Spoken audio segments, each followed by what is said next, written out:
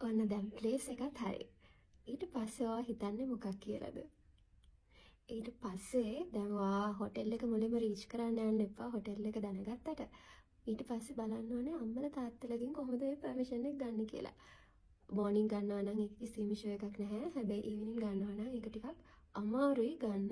මගේ එක ගත්තොත් එහෙම මම එන්ගේජ්මන්ට් එක මෝර්නින් කරපු හින්දා මම කියන්න ඕන හැමදාම කිව්වා මට මේක ඊවිනින් තමා ගන්න ඕනේ ඊවිනින් තමා මගේ ඒ කියන්නේ ඒ හොටෙල් එක ලස්සන වෙන්නේ සහ ඔක්කොම ලස්සන වෙන්නේ ඉතින් ඒක ඒ වෙඩින් එකෙන් පස්සේ තමයි අර තේරුම් ගත්තේ හැබැයි කලින් තේරුම් ගත්තේ නැහැ කොච්චර කිව්වත් ඉතින් ඒ පේරන්ට්ස්ලාගේ හැටි ඉතින් අපි ඒක තේරුම් ගන්න ඕන අපේ ජෙනරේෂන් ගැප් එකත් එක්ක ඉතින් කොහොම හරි තුන්වෙනියට ඔයා බලන්න ඕනේ ඔයාගේ පේරන්ට්ස්ලාගේ විල් එක ගන්න පේරන්ට්ස්ලාගේ කැමැත්ත ගන්න ඔයාගේ ඒ හොටෙල් ඔයාගේ ෆන්ක්ෂන් එක මොන වගේද කියලා එයාලට කියලා